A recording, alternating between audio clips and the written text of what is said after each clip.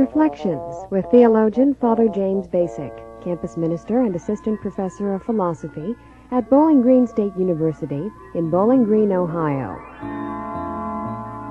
In establishing a mutual relationship, one feels that one is in danger of losing one's autonomy. If I really start giving and receiving from another person, then they may make demands on me that I'm not ready to accept.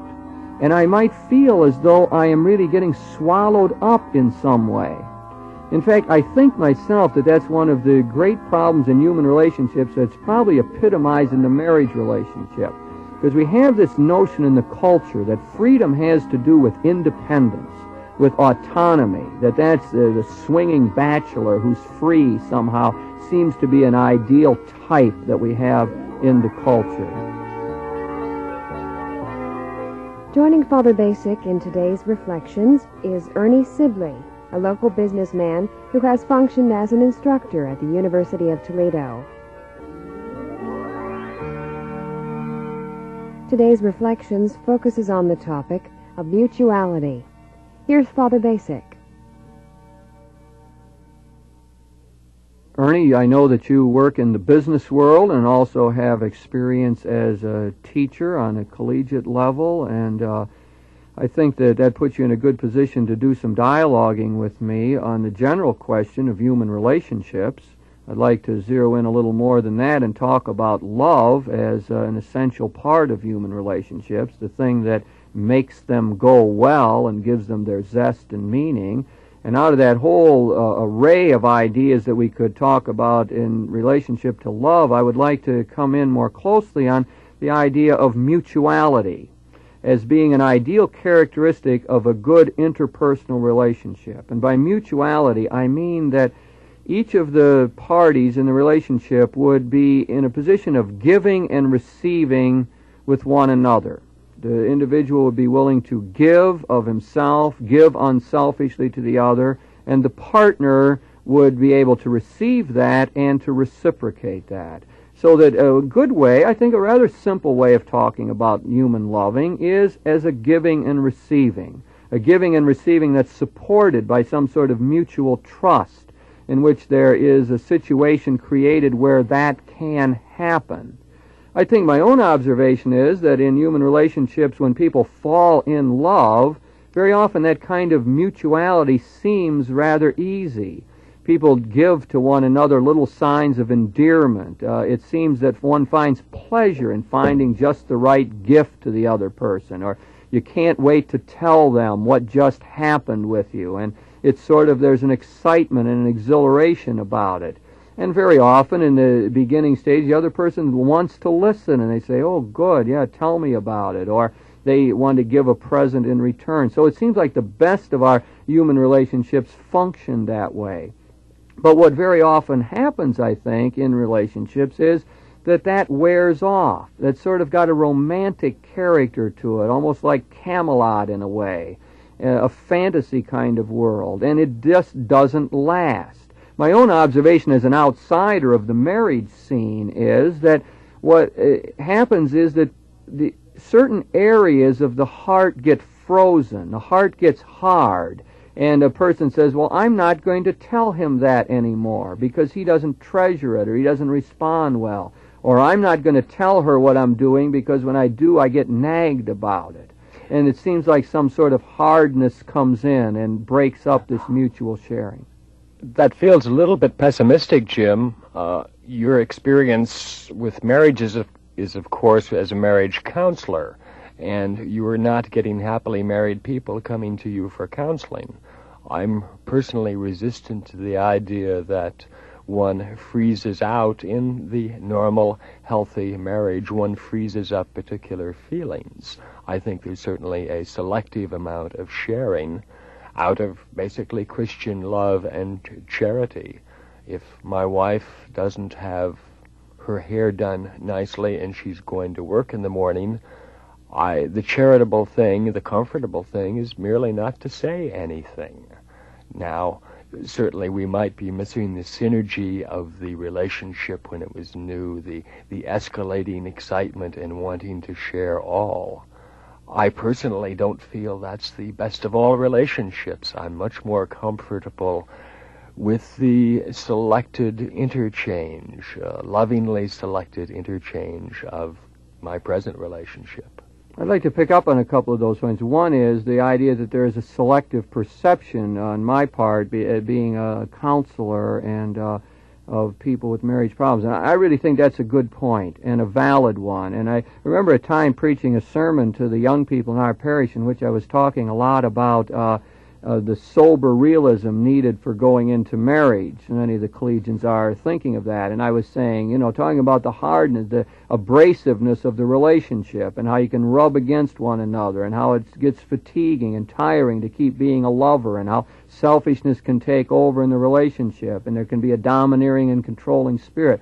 And I guess I made a lot of those points. And a good friend of mine in the parish came up afterwards and says, Jim, I think you were too harsh on him. you were overboard. And he says, in my own marriage, I don't really experience it like that. It was interesting that later on we were together with him and his wife in a situation, and the conversation continued, and it was a question of how they each perceived it, and she was much more in tune with the difficult side of it, and he intended to interpret it much more positively.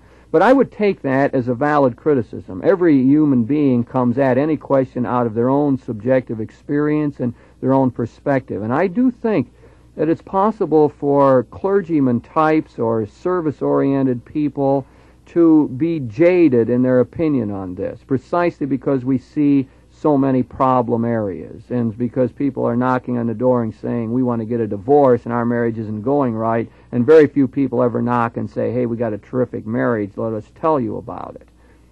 So there is a selective kind of understanding, and I accept that criticism, and I believe that it is true that I would often tend to speak on the darker side of this kind of question.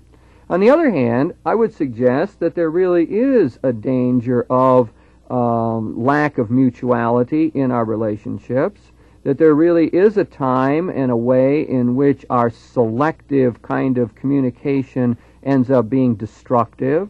And I think if we look at any of our human interactions, we're going to find out that at times we are not totally honest, or that we don't show a real sensitivity to the other person, that mutuality, the giving and receiving that ought to be there, breaks down. I would take the beautiful words that you said before, which I think were very well expressed, and say that expresses to me more the ideal of relationships, more the way I would like to see them be, and the way they are maybe periodically or now and then, but not often the general way that we carry on our relationships with other people.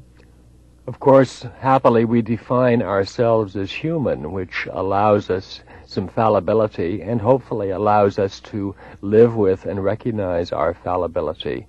My experience with relationships is each one of us finding a place where we can be comfortable in general with each other.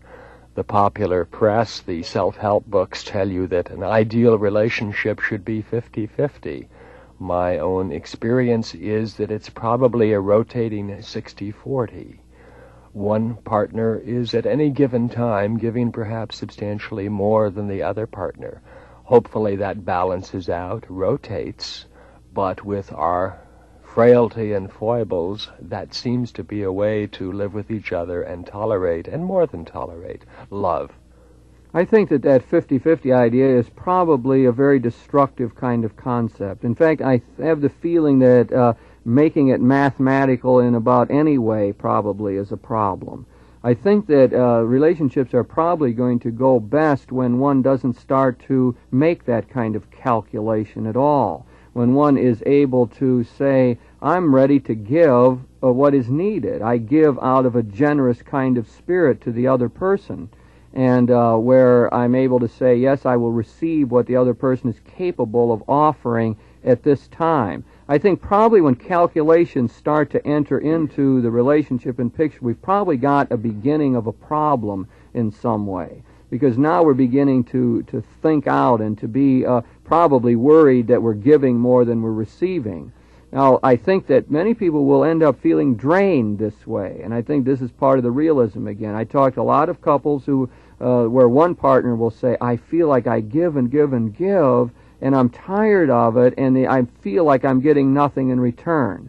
Now, I think at that point, the problem's already been present, and what the person is feeling now is this lack of mutuality that ought to be characterizing the good relationship. Something has broken down earlier on the basis of trust, for example. They're not trusting one another. Or one person is acting selfishly. Or perhaps the person is misreading. There's a misperception. Sometimes there's a lot being given back. If I sit the two people down, then I find out the guy says, well, yeah, but I'm giving in this way. Look I do this and this and this, and this is really my way of expressing my love. And maybe that's never been really recognized. I remember recently telling a couple that what I wanted them to do is every time they did something for the other person in the giving situation where they were the ones who were reaching out to the other, that they would tell the other person why they were doing it. To try to do it in a subtle way, but to put a tag on it. And the reason I had to do that is because the other person was misreading it. They weren't seeing it when they were doing it. And sometimes they even thought that it was for poor motives or bad motives. So there was an assumption there that needed to be clarified. So I sort of like that idea of saying, well, I'm doing this now because I want to be with you. I'll help you rake the lawn because I just like doing something with you. I don't have a stake in it. And I think that kind of thing helps. I would last about 25 minutes with my spouse if she pointed out to me everything she was doing for me. But that's probably specific to me. We had talked at one other time about people being visual or auditory, primary way of communicating. My wife is highly auditory, and it's very important to her that she hears me tell her I love her. I'm highly visual, and it's very important to me to see that she loves me. Once we were able to recognize the differences in ways of accessing information, then I can present things to Karen in such a fashion that she hears me. She, in turn, can leave me notes or draw me pictures or provide me with a visualization. So, as you suggest, finding a way to communicate, letting the other person know, is very important in mutuality. It is. Communication seems vital in that, isn't there? There seems to be no set rule for figuring out how you're going to relate better or improve the relationship, but the one tool that is available in all of our relationships, and we're zeroing in on marriage, but it has application to all of our relationships, I think, is that of dialogue. Honest, open communication where we don't pin the other person to a position, but where we're striving for a truth that's greater than either one of us possesses now, so that we end up with a greater mutual understanding of one another. So you, in your own situation, were able to come up with a method of improving communication, which I think in turn strengthens the mutuality that should characterize the love. And if you would tell that to somebody else, what you'd be doing to them is not suggesting they do it exactly that way, but find your own way of learning to relate better. That strikes me as really good advice and an important thing to do. I find so many people give a great deal, but if it is not what the other person wants or needs, then the giving almost becomes irrelevant in terms of that particular relationship. And one partner will feel very badly, here I am giving this, the typical being the husband who works 28 hours a day, bringing in all sorts of money for the family. Mm-hmm. And I'm sure his intentions are well meant, and he feels like he is providing and loving. It is not what the kids and the wife need from him. So often you will hear women in that situation say, if he was just here at the dinner hour to watch the kids, or if he just would take me out to dinner once a week, or if he would just show more attention to the youngsters. And it would seem to be a minor thing in comparison to what the man thinks he's doing. And I think that we're speaking here out of a cultural bias, but usually the problem does go in that direction, I think. That obviously in our society, the husband often earns the living or is the primary wage earner, and the mother very often is caring for the kids and feels imprisoned in that world and needs more adult conversation and interaction at a more mature level. So I think that the example, though, probably makes the point, and I like the general point that you make, that our giving ought to be related somehow to the needs of the other person. And then we are really fostering this mutuality that we're after, this giving and receiving that's based on trust. Now, I was thinking of some of the problems involved in this. Why doesn't this happen more, or where does it break down? I was thinking that one of the primary problems in all of this is that in establishing a mutual relationship, one feels that one is in danger of losing one's autonomy. If I really start giving and receiving from another person, then they may make demands on me that I'm not ready to accept, and I might feel as though I am really getting swallowed up in some way. In fact, I think myself that that's one of the great problems in human relationships that's probably epitomized in the marriage relationship. Because we have this notion in the culture that freedom has to do with independence, with autonomy, that's the swinging bachelor who's free somehow seems to be an ideal type that we have in the culture. And I think perhaps today we're sort of moving in that direction in the feminist movement with the career woman, the woman who has her own source of income and status and security and can be her own person. Well, I think that there is sort of a natural inbuilt tendency, reinforced by the culture, to worry about losing our autonomy, that we get swallowed up. I'm no longer I. If I'm in this mutual relationship, who am I anymore? And unfortunately, sometimes if the other person takes advantage, one does feel swallowed up. I mean, you talk to some women, they'll say, I'm tired of being Mrs. So-and-so. I want to be me. I want to have my own life, my own sense of independence and worth and dignity. And there is, so it's a real problem. I mean, I don't think it's manufactured. The real way around it, in my opinion, is this mutual love. It is love that respects the individuality of the other person that will end up, I think, avoiding this problem of loss of autonomy and getting swallowed up. But that fear is there. I think it's probably only in our culture the sexual drive and the built-in interest in marriage and the desire to be with another person that overcomes that fear and allows at least an initial start. And that's back to the thing I said before that you sort of objected to was too pessimistic. But I'm back to the idea that in marriages, I think what happens is that the interest, the attraction, the drive brings people into marriage, but then there's a pulling back someplace. Somewhere along the line, one of the other partners says, hey, I don't want this much mutuality. I don't want this much risk. I'm not going to talk about this. Or I think it happens very concretely. So if you're out at night and you stop to have a beer and it's sort of enjoyable, and then you come home and say, oh, I had a really good time at a beer and we talked it over and so on, and the wife says, why weren't you home earlier? Or I wanted you here. And there's sort of a nagging that occurs. Well, then it seems as though you might not say that next time. What might happen is that becomes one of those frozen areas. So that it'll happen, 4 or 5 times. You always get put down for it or nagged, and the next time you're maybe not going to say that. Or the wife in our culture finds an interesting conversation with another man and finds it sort of exhilarating, and he knows things that her husband doesn't know, and she says, boy, I had this really neat conversation, and we enjoyed talking about art or poetry or business world or something, and the husband says, why, what do you mean? You could have talked to me about that, or why him, or, shows jealousy in some sense, then maybe she's not going to feel so free to communicate that again. So it means, I think there's various things that happen that sort of create this frozen area in the heart. I guess, again, I see that a lot from the viewpoint of problems in marriages. Yes, I still have a problem with that so-called frozen metaphor. It seems to me there's a natural ebb and flow in all relationships, and times of being close and times of not being as close.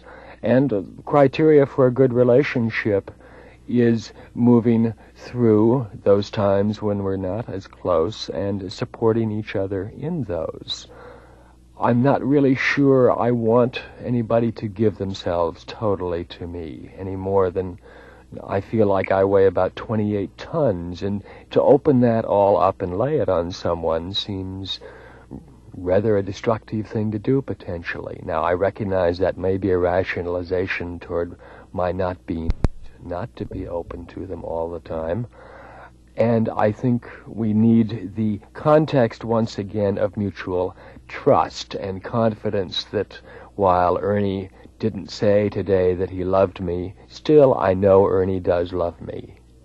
That supporting context, I suppose. A couple important points in what you've said there, I think, that strike me. One is that, again, we will love out of our own confidence, and that what is needed is a feeling of self-worth. You get back to Abraham Maslow's ideas that the good lover doesn't need as much reinforcement. They don't need to hear it all the time because they know they're loved, and therefore they don't demand to hear that all the time. Now and then is enough.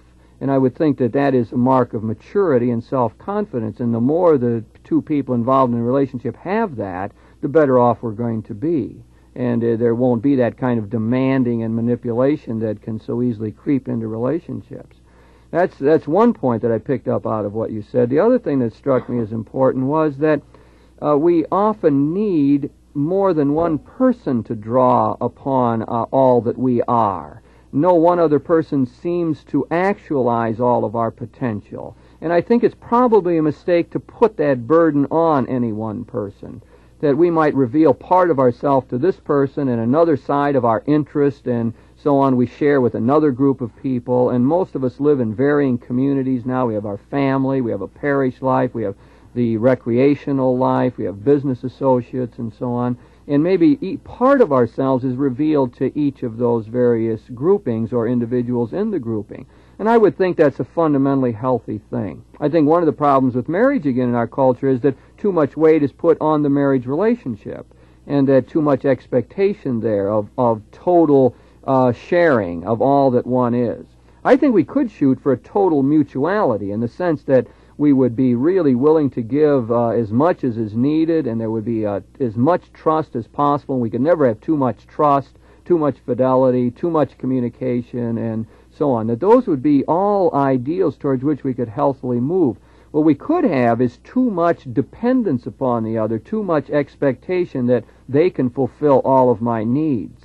I think there is where I would see one of the problems occurring, and I think that's what you were alluding to in your statement. At least that's what I would get out of it.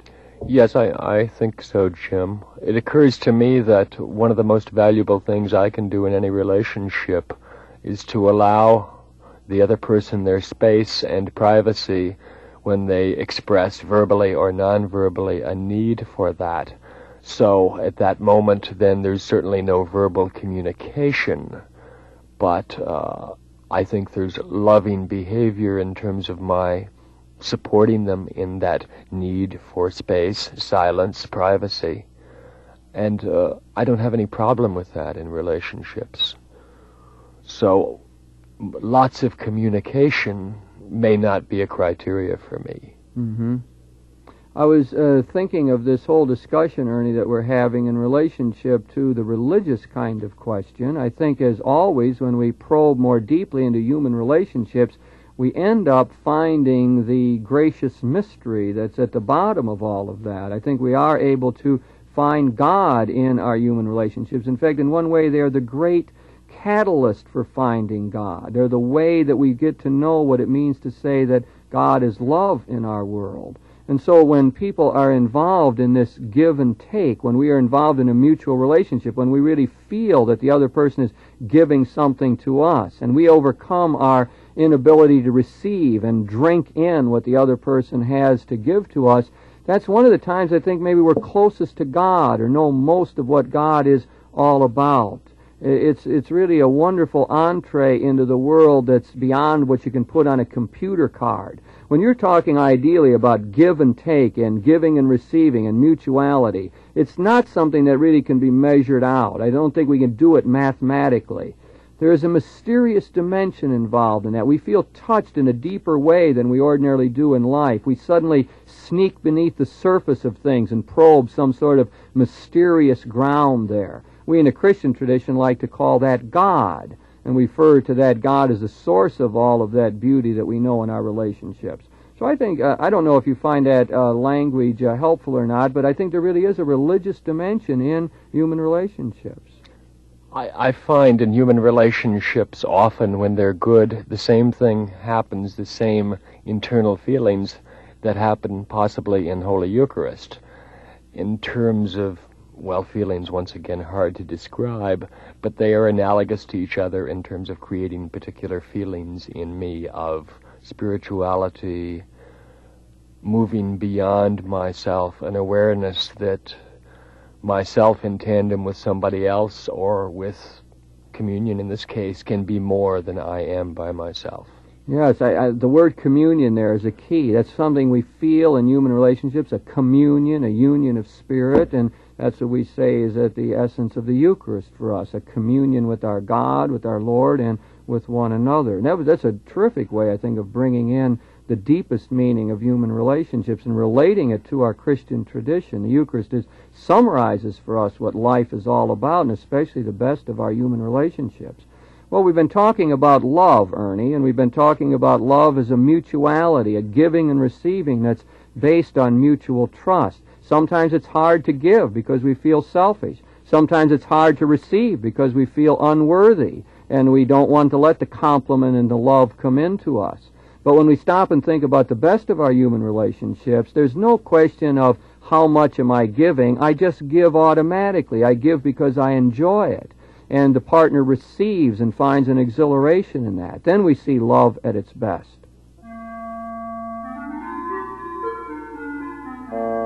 You've been listening to Reflections with your host, theologian Father James Bacik, campus minister and assistant professor of philosophy at Bowling Green State University in Bowling Green, Ohio. Joining Father Bacik in this discussion was Ernie Sibley, a local businessman who has functioned as an instructor at the University of Toledo. The topic of this week's Reflections was mutuality. If you have any questions about today's program or any ideas for topics you'd like to hear discussed, please write to Reflections in care of WLQR, Toledo, Ohio, 43623.